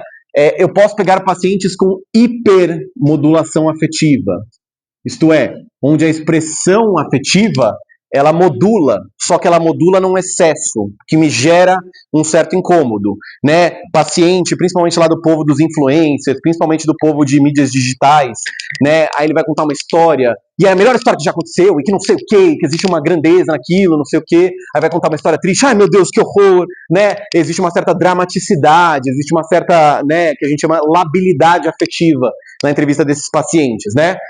O melhor exemplo é de provavelmente um vídeo no YouTube que vocês já viram, né? De uma certa pessoa que fala, né? Morreu! Quer dizer, caramba, né? A pessoa foi totalmente para cima e para baixo ao mesmo tempo. A gente vai chamar isso de uma hipermodulação afetiva, pessoal. Supostamente ela fez isso, né? Beleza? Então o nosso afeto ele pode ser modulante, e é o que a gente espera de um exame psíquico normal. Que a gente chama de normomodulante, ele pode ser embotado ou hipomodulante, ele pouco tem atravessamentos, ele pouco tem complacências ao longo da consulta, ou ele pode ser hipermodulante ao longo da nossa entrevista. Congruência afetiva tá se o afeto, ou seja, se a minha expressão afetiva, ela está congruindo com o conteúdo do meu pensamento. Parece óbvio, mas eu acho bom explicar isso aqui. Quando eu conto uma história triste, estou relacionando memórias, estou relacionando afetos, estou relacionando corporeidades a isso. Se eu vou contar que um ente familiar meu, sei lá, infartou, se eu vou contar que alguma coisa muito ruim aconteceu na minha vida, eu espero contar uma história e minimamente existir ali uma lentificação, existir um olhar vidrado é foda, né? Mas um olhar mais fixado. Mas o conteúdo de pensamento e o meu afeto, a minha expressão afetiva, ele geralmente a gente chama de congruem.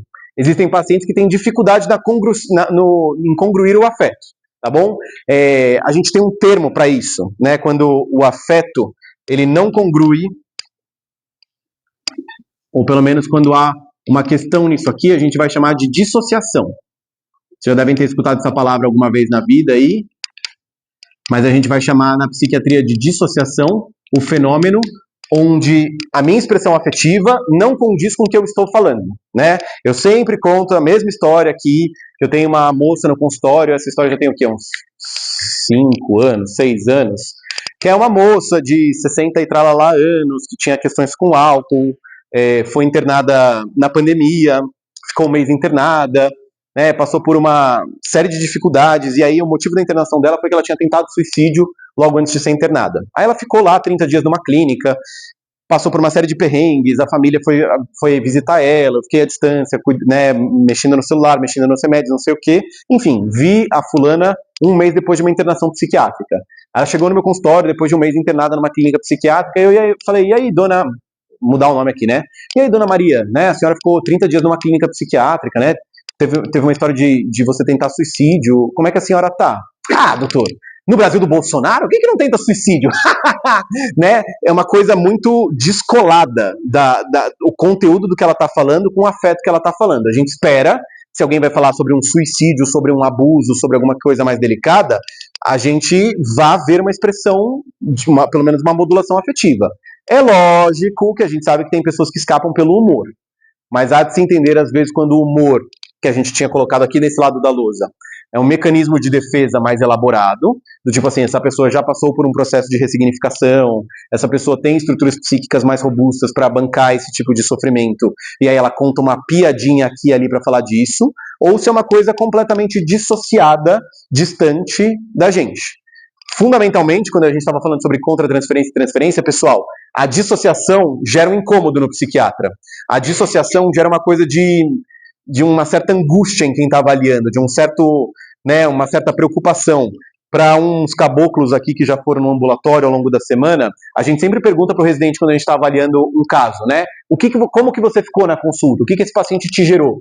Né? Aí o interno fala, gostei, não gostei, me senti dessa forma, achei esquisito, né? Esse achei esquisito, essa subjetividade sua, geralmente ela tem um valor diagnóstico muito interessante para a gente falar se um paciente está dissociado ou não, ou se é, por exemplo, uma piadinha mesmo.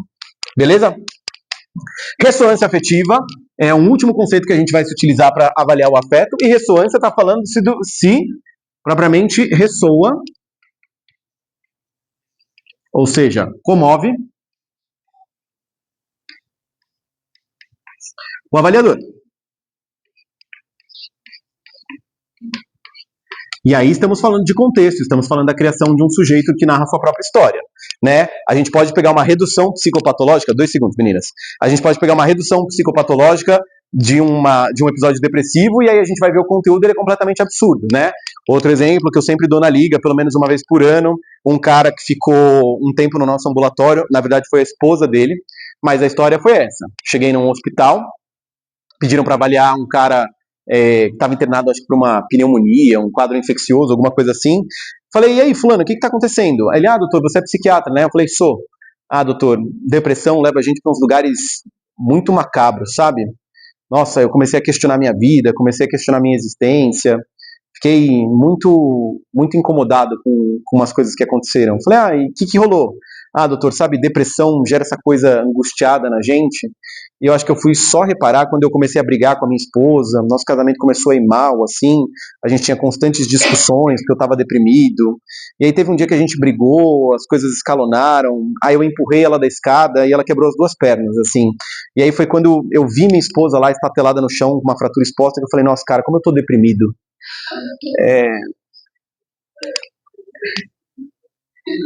Modula, congrui, mas não ressoa, né?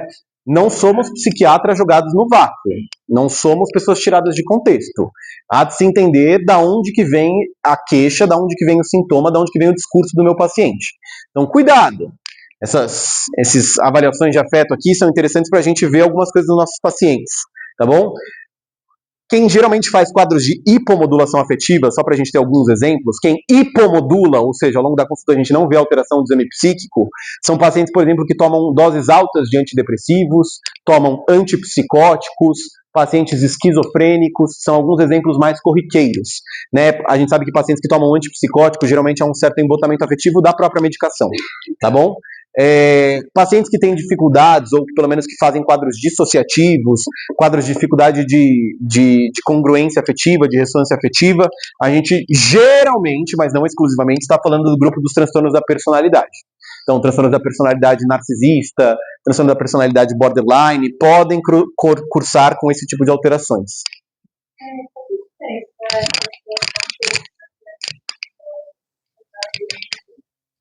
Da dissociação para o distanciamento?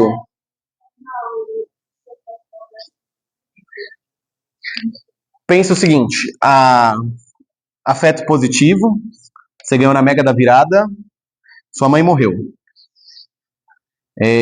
Existe todo um espectro aqui no meio, tá?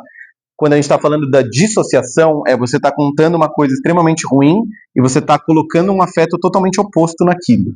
A gente vai chamar isso de dissociação. Quando a gente está falando de distanciamento, você não está colocando nenhum afeto naquela experiência, tá? Então, o distanciamento parece que a expressão afetiva ela se anula, ela está fora daquela expressão afetiva. Dissociação é o espelho, tá bem?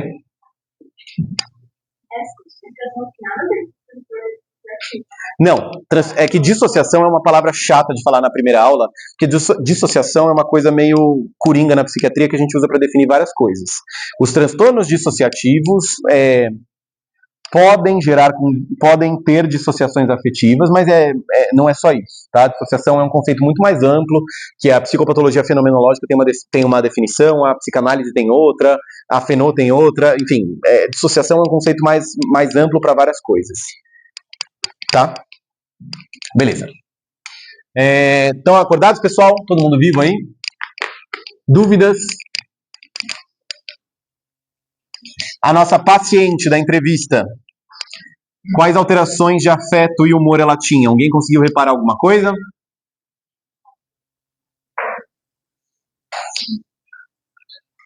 Se vocês repararam, e aí beleza. Aí já tem que ter uma certa quilometragem na nossa liga, mas a mocinha da entrevista, ela tinha uma certa hipomodulação afetiva. Ela contava histórias relativamente traumáticas, ela contava histórias relativamente graves, mas não parecia existir um afeto muito colado naquilo, né? Quando ela falava que ela tinha sido, por exemplo, abusada, que ela tinha passado perrengue, que tinham substituído ela, que ela tinha sido sequestrada, ela contava no mesmo tom de voz que ela contava qualquer outra história, que ela estava usando remédio, que ela já tinha sido internada, que o pai dela não sei o quê. Então parecia uma certa hipomodulação afetiva, tá bom? Provavelmente porque ela estava com dose alta de antipsicótico. Beleza? Pode ser considerado distanciamento. Dela, não, porque a gente sabe que estava em antipsicótico. Mas não está errado escrever que ela estava distanciada afetivamente daquilo. É que a gente entende o distanciamento afetivo como um fenômeno mais dinâmico. Distanciamento afetivo a gente vai ver em moços ou moças ansiosas, deprimidas, que não querem muito entrar em contato com aquele tipo de conteúdo. Na esquizofrenia, em quadros psicóticos, aí a gente não usa tanto esse termo, tá bom? Estamos no 9. Psicomotricidade.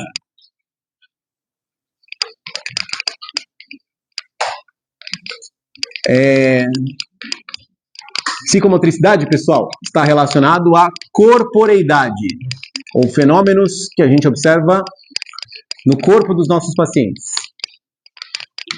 Beleza? A gente pode ter alguns tipos de alterações da corporeidade, ou pelo menos a gente pode notar algumas alterações agudas da psicomotricidade. No caso da regulação afetiva, não acontece o paciente só acostumado com aquilo que está vendo para o uso, não se sabe se... Você não sabe. Por isso que a gente briga na psiquiatria pela longitudinalidade, por isso que a gente briga pela existência do nosso ambulatório. Porque, fundamentalmente, psiquiatria significa tempo com o paciente. Quando a gente está falando, por exemplo, de transtorno afetivo bipolar, é muito minuciosa essa avaliação aqui. Porque, às vezes, a gente troca de psiquiatra, por exemplo, a gente pega um paciente com transtorno afetivo bipolar, ele está descontente com o psiquiatra, ou ele mudou de cidade, ou ele mudou de plano de saúde, e ele não tem mais o contato com o psiquiatra antigo. E aí ele chega, e pô, sei lá, às vezes ele só teve um dia bom. Ele tá um pouquinho melhor. Só que aí ele chega num psiquiatra falando, olha, então, eu tenho transtorno afetivo bipolar, eu tomo lite com valproato, há 10 anos eu tive uma crise maníaca, não sei o quê. A tendência desse psiquiatra é falar, opa, tá um tom a mais, deixa eu aumentar a medicação dele, ou deixa eu associar uma segunda coisa. Então é muito importante ter um contexto aqui. Às vezes isso vai falhar. E aí é lógico que, por exemplo, a gente pega um paciente que a gente conhece há muito tempo, meses, anos, a fundo, a gente sabe que a expressão afetiva desse paciente também a gente vai conhecendo o jeito que ele se expressa. Aqui a gente está falando de alterações talvez um pouco mais grosseiras, mas é lógico que existe uma subjetividade nesse tipo de avaliação, tá bem? Beleza? Psicomotricidade, a gente pode falar de novo de alterações, a gente vai repetir os termos aqui. As alterações quantitativas,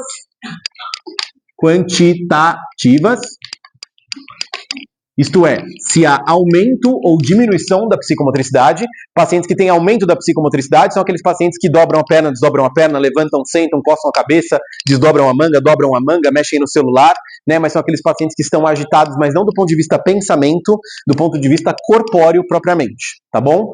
Existe uma alteração relacionada ao aumento da psicomotricidade chamada acatisia. Comum na psiquiatria, comum ao uso de antipsicóticos, especialmente os de primeira geração. Haloperidol, clorpromazina, levomepromazina, a acatisia é um sinal neuropsiquiátrico da sensação subjetiva de não conseguir ficar parado, tá? É um paciente que você vai avaliar na enfermaria, ele está sentado na cadeira, ele está levantando e dobrando a perna, levantando e dobrando a perna. Aí você pede para ele levantar para ele conversar com você, sei lá, na frente de um balcão, e ele fica rodando, ou ele fica mexendo, ou ele fica coçando o braço, ou ele fica, não, vamos para lá, ele vem, volta, tá bom?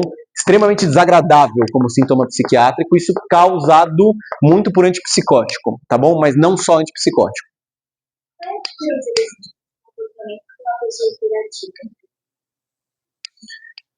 Acatisia, eu não consigo controlar. Para! A pessoa não consegue. A hiperatividade existe um quê de voluntário. Tá? É lógico que um paciente hiperativo, por exemplo, uma pessoa que tem transtorno do espectro autista, num quadro maníaco, um paciente com TDAH, especialmente uma criança com TDAH, a hipercinese desse paciente, ela não é controlada no 100% do tempo, mas há um quê de voluntariedade. A acatisia não, tá bom? Beleza? Dá para ser alteração também as alterações quantitativas, elas podem ser para menos psicomotricidade. Aí sim, quem falou depressão, quadros deprimidos, ou pelo menos quadros depressivos, podem gerar com diminuição da psicomotricidade. O paciente está lento, está parecendo a tartaruga do Kung Fu Panda, sabe? Uma coisa muito devagar, beleza? A gente também pode falar das alterações qualitativas, ou alguns fenômenos que a gente observa qualitativas. A gente vai descrever aqui 3, tá bom? Estereotipia.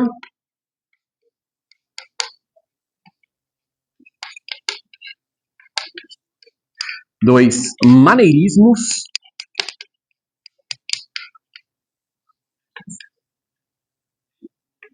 E 3, a gente vai colocar aqui os tiques. Tá bom?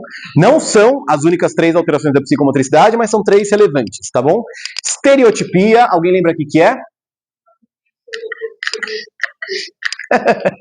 Movimentos repetitivos sem uma finalidade ou um objetivo funcional, tá bom? Então, estereotipia, quem que geralmente tem, pessoal? Pacientes do transtorno do espectro autista apresentam estereotipias de forma mais frequente, mas não são só os autistas. Pacientes com algumas neuropatias, alguns pacientes esquizofrênicos ou psicóticos podem gerar estereotipias, mas estereotipias são movimentos repetidos sem uma função ou um objeto próprio. Né? Então eu vou ficar mexendo a minha mão, ou vou ficar balançando o meu tronco, ou vou ficar chutando o chão, mas não existe nenhuma função por trás disso, tá bom? Maneirismo, alguém lembra o que é? Maneirismo é um movimento absurdo, ou pelo menos excêntrico, para a realização de uma função própria, tá bom? Enquanto a estereotipia não me leva para algum lugar, João, você pode pegar o álcool em gel para limpar a mão? Né? Então, existe um maneirismo por trás disso, tá? Episódios psicóticos geralmente podem cursar com maneirismos, né? Paciente que tem algum ritual para fazer algum tipo de objeto, para fazer algum tipo de ação propriamente. Então, alguns tipos de transtorno do espectro autista também podem cursar com maneirismos, quadros psicóticos geram maneirismos, tá bom? A saber, um sinal psicopatológico mais específico, geralmente a gente pega mais de cara, tá bom? E o tique, quem que lembra o que é? Tá tudo bem errar, pessoal, é a primeira aula. Esse é um tique, né? Mas qual que seria a definição? São movimentos involuntários, repetitivos, geralmente da mímica facial, mas não exclusivos à mímica facial. Tá bom? Então, é comum a gente, por exemplo, pegar pacientes com tiques que tem, por exemplo, aquele mastigar sem propriamente ser um chiclete, ou de fecharem os olhos, ou de virarem o pescoço. Geralmente estão associados à mímica facial, podem estar relacionados ao movimento do pescoço, mas a gente vê tiques, por exemplo, em outros grupos musculares. Tá bom? Isso aqui está inserido numa outra condição neuropsiquiátrica chamada síndrome de Tourette. Quem é mais antigão, lembra da propaganda do Choquito, não? Do Twix, isso, né? Do caramelo, né? Então, síndrome de Tourette é mais ou menos isso. Mais ou menos não, né? Pelo amor de Deus, né? É um reducionismo, mas é só pra gente pegar como funciona. Beleza? Vambora, pessoal. Tá acabando, prometo. Temos mais duas últimas coisas para falar. Estamos agora no item 10. Aqui eu vou escrever na lousa o curtinho, sinais indiretos de alteração de senso-percepção. São sinais que a gente observa em pacientes com quadros alucinatórios e ou psicóticos, tá bom? Quando a gente está falando de psicopatologia descritiva, volto a falar. Nunca escreva num prontuário que um paciente está tendo alucinações. A gente não está na cabeça de um paciente. A gente está observando um paciente. Esse paciente provavelmente está tendo um fenômeno alucinatório, mas é muito possível que esse paciente, às vezes, não esteja tendo um fenômeno alucinatório, ele esteja descrevendo alguma coisa que é uma interpretação de outra ordem. Às vezes, um paciente muito ansioso, ou um paciente que tem um repertório cultural mais baixo, ele vai ter uma coisa que a gente chama de eco de pensamento. Ou seja, o pensamento está tão grande que ele interpreta como uma voz externa. Tem uma voz na minha cabeça falando para eu sair da faculdade, mas é uma voz mesmo? Não, sou eu. Né? Aí a gente tem que entender o que está rolando, tá bom? As alucinações verdadeiras, geralmente têm um caráter localizatório externo. Fulaninho, onde que você está escutando essa voz? Ah, tá ali, ou então em vários lugares, né? Mas é uma pergunta que a gente sempre faz na psiquiatria. A voz é de dentro ou de fora da cabeça? Tá? Quando a voz vem de fora, ela tem caráter localizatório, ela tem caráter múltiplo, são várias vozes conversando, a gente entende que é uma alucinação. E sinais indiretos é porque eu estou observando indiretamente que esse paciente pode estar alucinando. Eu vou dar alguns exemplos de sinais indiretos que a gente pode ver, mas o primeiro são solilóquios.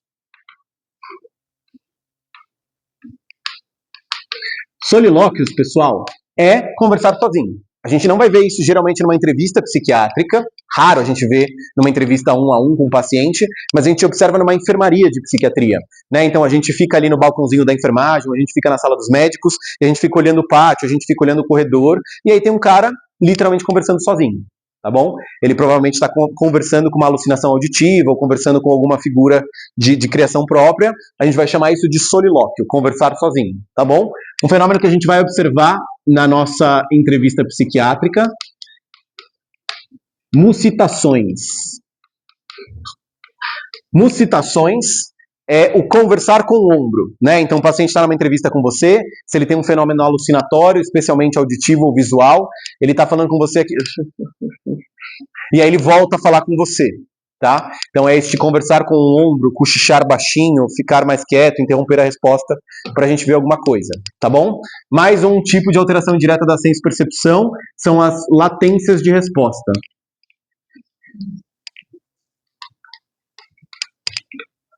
Latência de resposta é quando o paciente demora para responder uma pergunta que eu faço, tá? Clássico de latência de resposta é: Jorginho, tá escutando vozes?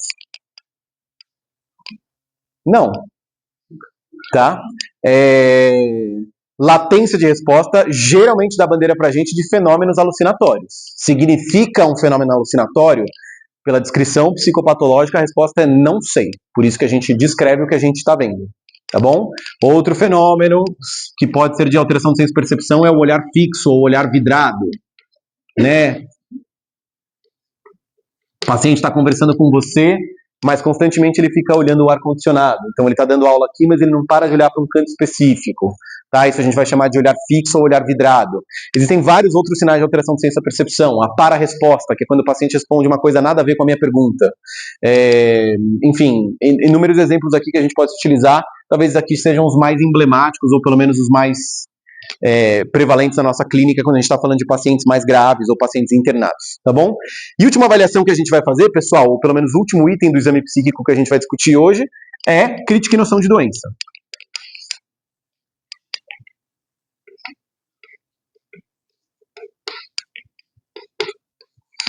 Crítica e noção de doença, pessoal, é a capacidade de discernimento do meu paciente de entender que ele está enfermo. Tá? Isto vale para depressão, isto vale para TDAH, isto vale para quadros psicóticos, isto vale para demência. Mas é perguntar para o paciente se ele sabe o que está acontecendo com ele, tá bom?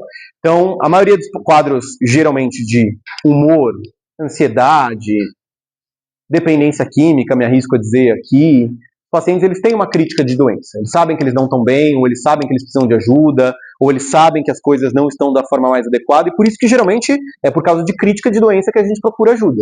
Tá? Quando a gente está falando de, por exemplo, pacientes internados ou pacientes em contexto de emergência psiquiátrica, pronto-socorro central, pronto-socorro psiquiátrico, geralmente quando está trazido por um familiar, por um cônjuge, por um amigo, são pacientes que não têm crítica em relação ao que está acontecendo, tá bom? Então, crítica, quando eu vou falar que um paciente tem crítica de doença, é ele ter